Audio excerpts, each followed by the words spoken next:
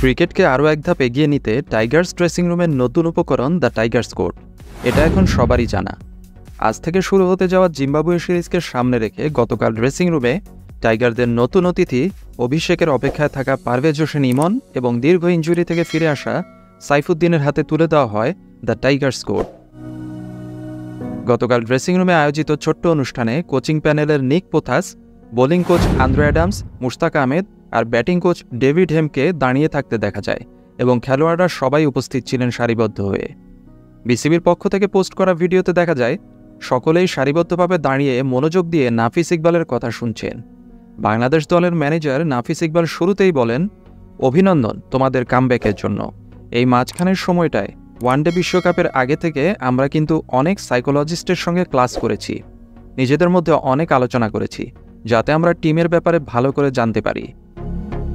এই কালচারটা ধরে রাখার জন্যে সবাইকে এই বইটা পড়া দরকার। এটার মূল বিষয় হচ্ছে তুমি তোমার টিমমেটকে জানলে, তোমার টিমকে জানলে, সেই ইম্পর্টেন্সটা এখানে লেখা আছে। এখানে যা যা আছে সেটা তোমরা পড়ো আর এরা সবসময় সাথে রাখো। আবারও অনেক অভিনন্দন অন ইয়োর কামব্যাক, আর আশা করছি তোমরা অনেক দূর যাবে এবং এই কালচারটা ক্যারি করবে। সূচনা বক্তব্যের পর নাফিস ইকবাল বলেন, ইমনকে বইটা দেওয়ার জন্যে আমি রিকোয়েস্ট করছি রিশাদ হোসেনকে, আর লিটন দাসকে রিকোয়েস্ট করব সাইফুদ্দিনকে বইটা দেওয়ার জন্যে। এরপর সবাই হাততালি দিয়ে উৎসাহ দেয়। রিশাদ হাসিমুখে বইটা তুলে দেয় ইমনের হাতে। হাস্যোজ্জ্বল ইমনকে তখন খুবই খুশি খুশি লাগছিল। আর রিশাদকে কাকে যেন বলতে শোনা যায়, আগে ছবিটা তুলে ফেলি। আর ক্যামেরার পেছনে দাঁড়ানো মানুষটিকে বলতে শোনা যায়, ভিডিও হচ্ছে, কিছু বলো, সে সামথিং। লাজুক রিশাদ হোসেন তখন আবার জিজ্ঞেস করেন, আমাকে কিছু বলতে বলছে নাকি ওকে? তখন হাসির রোল পড়ে যায়। এবার ক্যামেরা আবার বলে ওঠেন রিশাদকে ইঙ্গিত করে, বলো ভিডিও হচ্ছে।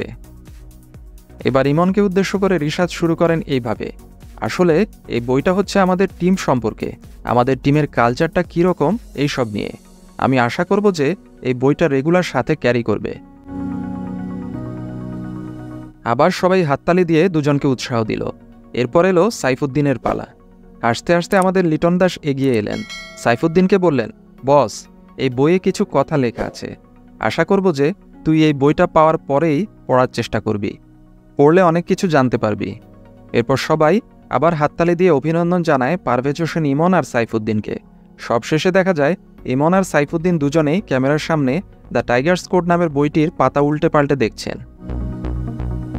এক প্রজন্ম থেকে আরেক প্রজন্মে পদার্পণ করছে বাংলাদেশ ক্রিকেট গত কয়েক বছরে।